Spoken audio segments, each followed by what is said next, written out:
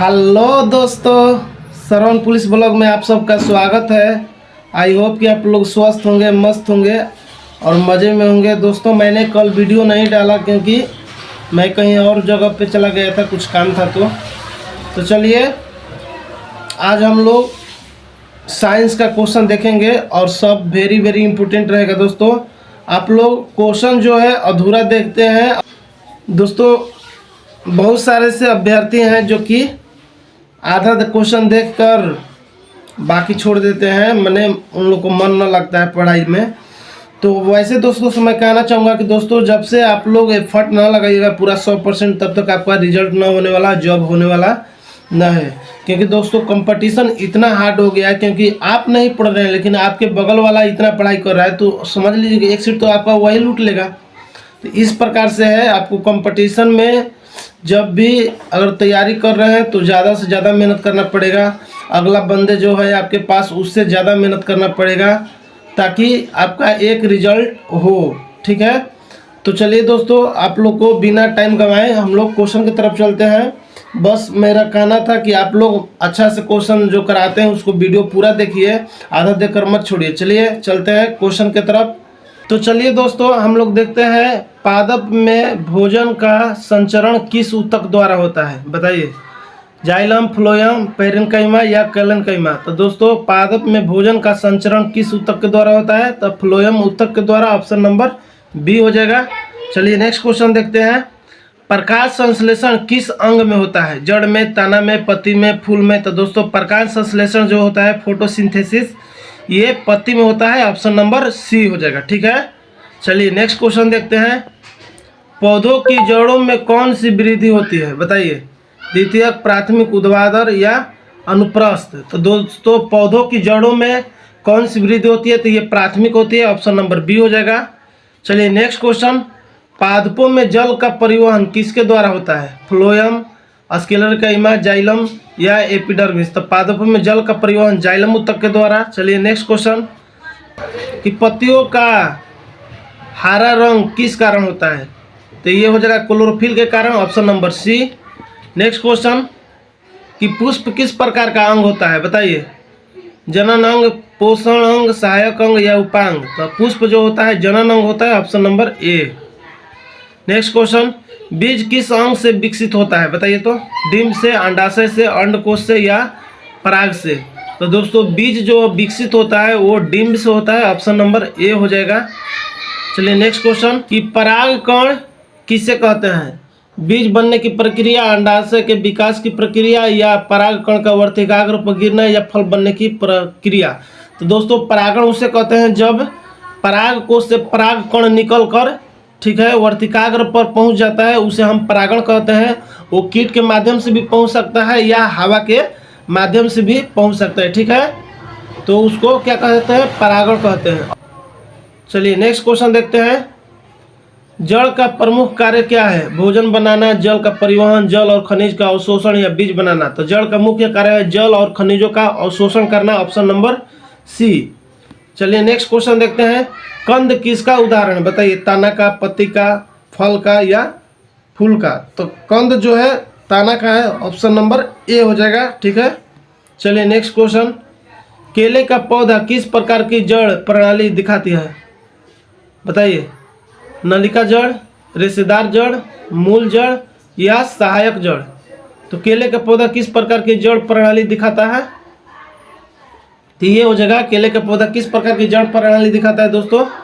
तो ये हो जाएगा आपको रेशेदार जड़ हो जाएगा, ऑप्शन नंबर बी। चलिए नेक्स्ट क्वेश्चन। फूल का नर जनन अंग कौन सा होता है? अंडाशय, वर्तिका, परागकोश या पुंकेसर। तो दोस्तों, नर जनन अंग जो होता है पुंकेसर होता है, ऑप्शन नंबर डी हो जाएगा। चलिए नेक्स्ट क्वेश्चन। पौधों में सबसे पहले अंकुरित होने वाला भाग कौन सा होता है? तना, जड़, पत्ती या फूल। ये हो जाएगा जड़, ऑप्शन नंबर बी। चलिए नेक्स्ट क्वेश्चन। एक बीज पत्रीय पौधा को क्या कहते हैं? डाइकोट, मोनोकोट या काइकोट या ब्रायोफाइट। तो एक बीज पत्रीय पौधा जो होता है उसे हम मोनोकोट बोलते हैं और द्विबीजपत्री होता है उसे डाइकोट बोलते हैं। ठीक है, तो इसका ऑप्शन नंबर बी हो जाएगा, मोनोकोट। नेक्स्ट क्वेश्चन है कि निम्न में कौन सा पौधा द्विदल बीजपत्री है? मक्का, गेहूं, चना या धान? तो दोस्तों कौन सा हो जाएगा? द्विदल बीजपत्री है, मक्का, गेहूं, चना या धान। तो ये द्विबीजपत्री हो जाएगा आपको चना हो जाएगा दोस्तों। चना को जब आप लोग उसको निकालते हैं, बीज वाला बीज निकालते हैं, उसके ऊपर से छिलका निकालकर तो दो भागों में विभक्त हो जाता है, यानी द्विबीजपत्री होता है। चलिए नेक्स्ट क्वेश्चन देखते हैं। नेक्स्ट क्वेश्चन है वाष्पोत्सर्जन मुख्य रूप से किस भाग से होता है? फूल, तना, जड़, पत्ती? तो वाष्पोत्सर्जन जो होता है दोस्तों, ये जो होता है पत्ती के द्वारा होता है। ऑप्शन नंबर डी हो जाएगा, ठीक है। चलिए नेक्स्ट क्वेश्चन देखते हैं। परासरण यानी ओस्मोसिस किस माध्यम से होता है? अर्ध पारगम्य झिल्ली, परिपूर्ण झिल्ली, कठोर दीवार या प्लाज्मा? तो ये जो होता है अर्ध पारगम्य झिल्ली से होगा, ऑप्शन नंबर ए। चलिए नेक्स्ट क्वेश्चन देखते हैं। स्टोमाटा कहाँ पाया जाता है? तने में, पत्तियों में, जड़ों में या बीजों में? तो स्टोमाटा जो है रंध्र जो पाया जाता है दोस्तों, ये पत्तियों में पाया जाता है, ऑप्शन नंबर बी हो जाएगा। चलिए नेक्स्ट क्वेश्चन। पौधों में किस ऊतक में विभाजन होता है? मेरिस्टेम, फ्लोएम, जाइलम या स्क्लेरेंकाइमा? किस ऊतक में विभाजन होता है दोस्तों? ये हो जाएगा आपको मेरिस्टेम में, ऑप्शन नंबर ए। चलिए नेक्स्ट क्वेश्चन देखते हैं। क्लोरोप्लास्ट किस प्रकार का प्लास्टिड है? रंगीन, रंगीन, सफ़ेद या गाढ़ा? तो रंगीन होता है दोस्तों, ऑप्शन नंबर बी हो जाएगा। चलिए नेक्स्ट क्वेश्चन। सबसे बड़ा बीज किस पौधा का होता है? नारियल का, आम का, कटहल का या अमरूद का? तो दोस्तों सबसे बड़ा बीज जो होता है ये इसमें ऑप्शन नंबर ए हो जाएगा, नारियल। चलिए नेक्स्ट क्वेश्चन। कौन सा पौधा हवा से नाइट्रोजन स्थिरीकरण करता है? तो दोस्तों हवा से नाइट्रोजन जो स्थित करता है वो दलहनी पौधा होता है, तो इसमें हो जाएगा आपको चना, ठीक है। और इस दलहनी पौधे के जड़ों में राइजोबियम नामक बैक्टीरिया पाए जाते हैं जो नाइट्रोजन के स्थिरीकरण करते हैं। तो चलिए इसका ऑप्शन नंबर बी हो जाएगा, चना। नेक्स्ट क्वेश्चन देखते हैं। पत्तियों के छिद्र क्या कहलाते हैं? कोशिका, स्टोमाटा, कणिका या पोषक? तो पत्तियों के छिद्र क्या कहलाते हैं दोस्तों? ये हो जाएगा आपको रंध्र, स्टोमाटा, ठीक है। चलिए नेक्स्ट क्वेश्चन। फलों के पकने में कौन सा हार्मोन सहायक है? ऑक्सिन, एथिलीन, गिबरेलिन या साइटोकाइनिन? तो दोस्तों फलों को पकने में कौन सा हार्मोन सहायक होता है? तो ये हो जाएगा आपको एथिलीन। दोस्तों मैं बता देना चाहता हूँ कि एक एथिलीन होता है और एक एसिटिलीन गैस भी होता है। अगर क्वेश्चन कहेगा कि प्राकृतिक रूप से कौन सा, तो एथिलीन हो जाएगा, ठीक है। और कृत्रिम रूप से जैसे मान लीजिए कि कार्बाइड उर्वाइड में जो होता है डायरेक्ट पकाया जाता है वो एसिटिलीन गैस होता है, ठीक है। तो इसको ध्यान रखिएगा। तो ये हो जाएगा एथिलीन, क्योंकि इसमें बोला नहीं है इसलिए एथिलीन मार देंगे। चलिए नेक्स्ट क्वेश्चन।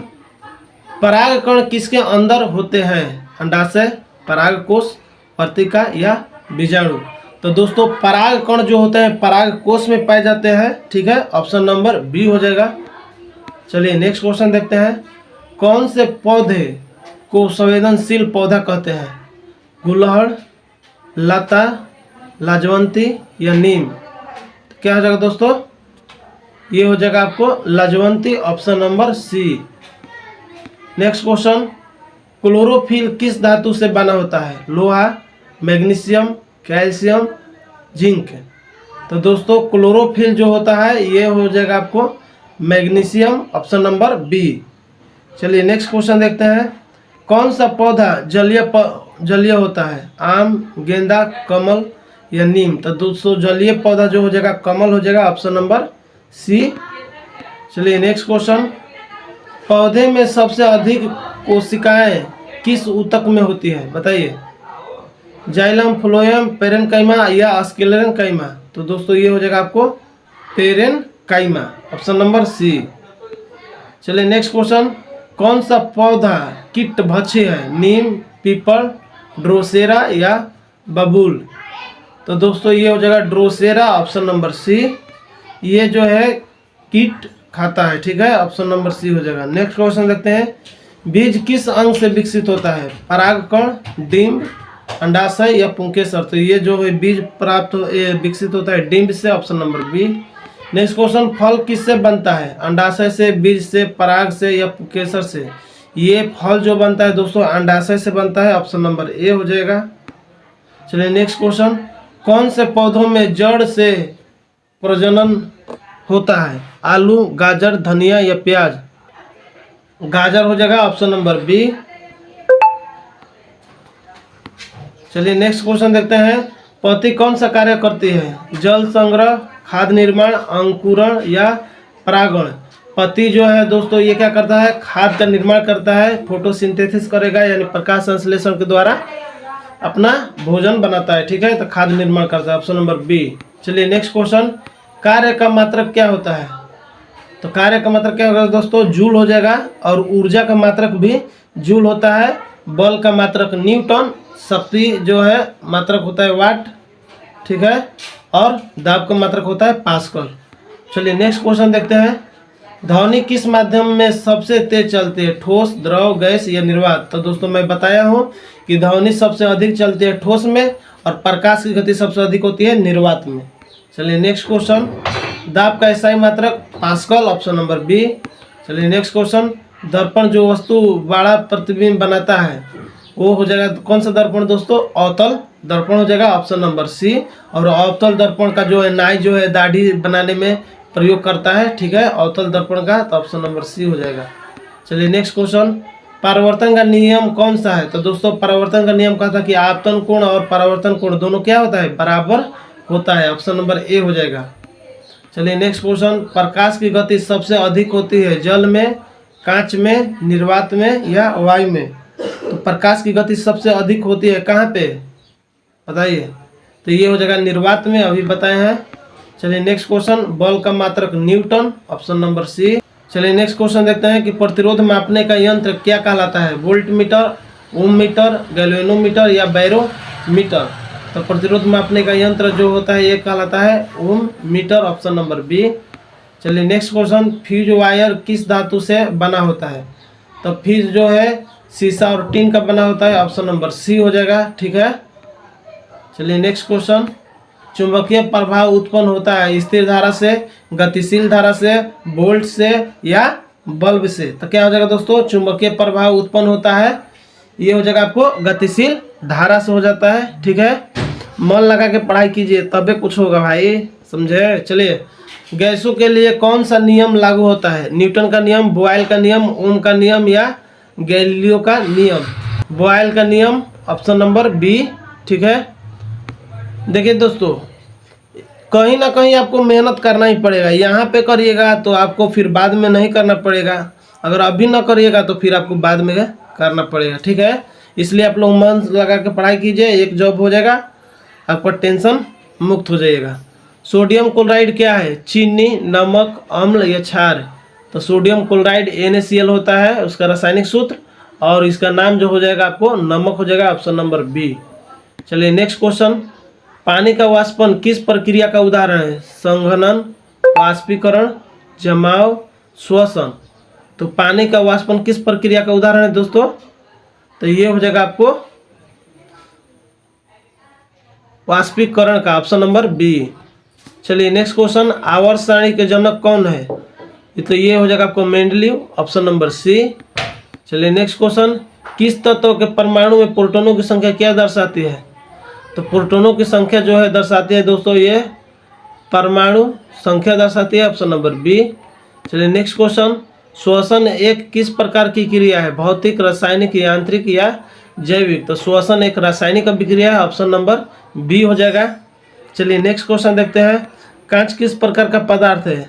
तो ये जो है अर्ध ठोस होता है, ऑप्शन नंबर डी। चलिए नेक्स्ट क्वेश्चन, सबसे हल्की गैस कौन सी है? तो सबसे हल्की गैस हो जाएगा दोस्तों हाइड्रोजन, ऑप्शन नंबर ए, ठीक है। चलिए नेक्स्ट क्वेश्चन, जल का क्वथनांक क्या है? तो इसका हो जाएगा 100 degree Celsius, option number C. चलिए नेक्स्ट क्वेश्चन देखते हैं कि पका केला कौन सी गैस से पकाया जाता है? एथिलीन, हाइड्रोजन, क्लोरीन या ऑक्सीजन? तो दोस्तों एथिलीन हो जाएगा, ऑप्शन नंबर ए। चलिए नेक्स्ट क्वेश्चन, अम्ल वर्षा में कौन सी गैस शामिल होती है? तो SO2 और NO2, ऑप्शन नंबर बी। चलिए नेक्स्ट क्वेश्चन, पानी को शुद्ध करने के लिए कौन सी विधि सर्वोत्तम है? छानना, उबालना, आसवन या ठंडा करना। तो क्या हो जाएगा दोस्तों, ये हो जाएगा आपको आसवन विधि। चलिए नेक्स्ट क्वेश्चन देखते हैं। नाभिकीय ऊर्जा किस पर आधारित है, बताइए। गुरुत्व बल, रासायनिक अभिक्रिया, परमाणु विखंडन या विद्युत। तो दोस्तों नाभिकीय ऊर्जा जो है परमाणु विखंडन पर हो जाएगा, ऑप्शन नंबर सी। चलिए नेक्स्ट क्वेश्चन देखते हैं। सबसे हल्का तत्व कौन सा है, तो ये हो जाएगा hydrogen, option number B. Next question, परमाणु संख्या 6 किस तत्व की होती है, ऑक्सीजन, कार्बन, नाइट्रोजन या सोडियम की। तो दोस्तों परमाणु संख्या 6 जो होता है ये हो जाएगा आपको कार्बन का 6 होता है, ठीक है। ऑक्सीजन का कितना होता है, 8 होता है, और सोडियम का 11 होता है, ठीक है। चलिए नेक्स्ट क्वेश्चन, रासायनिक परिवर्तन का उदाहरण क्या है, पानी का उबालना, बर्फ का पिघलना, दूध का खट्टा होना, पानी का वाष्पन। तो दोस्तों रासायनिक परिवर्तन क्या हो जाएगा, दूध का खट्टा होना, ऑप्शन नंबर सी। चलिए नेक्स्ट क्वेश्चन देखते हैं। इस सामान्य नमक का रासायनिक नाम क्या होता है, तो ये सोडियम क्लोराइड हो जाएगा, ऑप्शन नंबर ए। चलिए नेक्स्ट क्वेश्चन, आवर्त सारणी में कुल कितने समूह होते हैं। तो दोस्तों समूह का मतलब वर्ग पूछ रहा है, तो 18 हो जाएगा, ऑप्शन नंबर सी। आवर्तों की संख्या कितनी होती है, ये 7 होती है, ठीक है। चलिए नेक्स्ट क्वेश्चन देखते हैं। सोडियम का प्रतीक क्या है, SO Na हो जाएगा, ऑप्शन नंबर सी। सोडियम का प्रतीक। कौन सा गैस अग्निशामक में प्रयुक्त होता है, तो दोस्तों कार्बन डाइऑक्साइड होता है, क्योंकि कार्बन डाइऑक्साइड जहाँ रहता है वहाँ पे ऑक्सीजन न रहता है, और जहाँ ऑक्सीजन न रहेगा वहाँ पे आग बुझ जाएगा, ठीक है।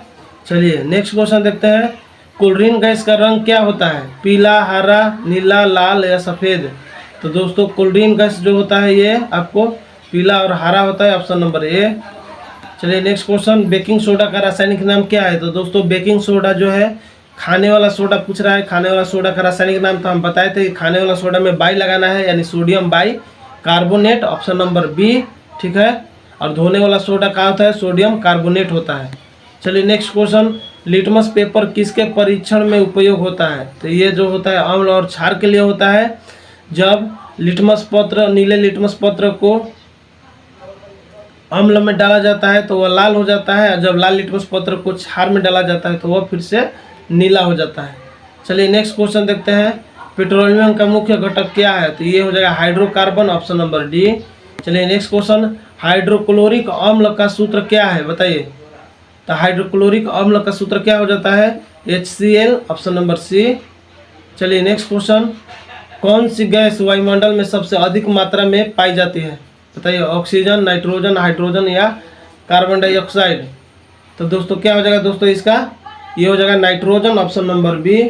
चलिए नेक्स्ट क्वेश्चन देखते हैं। कौन सा तत्व विद्युत का अच्छा चालक नहीं है, तो ये क्या हो जाएगा दोस्तों, तांबा, सबसे, चांदी, लोहा या रबर। तो दोस्तों हो जाएगा ये रबर जो है अच्छा चालक नहीं है, और सबसे सर्वोत्तम चालक जो होता है चांदी होता है, ठीक है। इसका ऑप्शन नंबर सी, रबर जो है चालक नहीं है विद्युत का। चलिए हाइड्रोजन का परमाणु द्रव्यमान कितना है, 1, 2, 4 या 0.5। तो दोस्तों हाइड्रोजन का परमाणु द्रव्यमान जो होता है वह 1 होता है, ऑप्शन नंबर ए। चलिए नेक्स्ट क्वेश्चन, ऊष्मा का एसआई मात्रक क्या होता है। तो ऊष्मा का मात्रक जो होगा दोस्तों ये जूल हो जाएगा।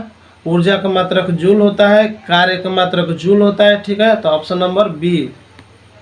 चलिए नेक्स्ट क्वेश्चन, गुरुत्वाकर्षण का नियम किसने दिया। गुरुत्वाकर्षण का नियम न्यूटन ने दिया था, ऑप्शन नंबर बी।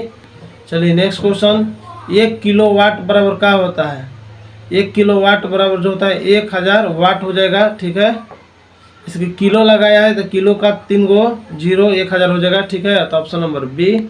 चलिए नेक्स्ट क्वेश्चन, ध्वनि की गति सबसे अधिक किस माध्यम में होती है, लोहा में यानी ठोस में, ठीक है।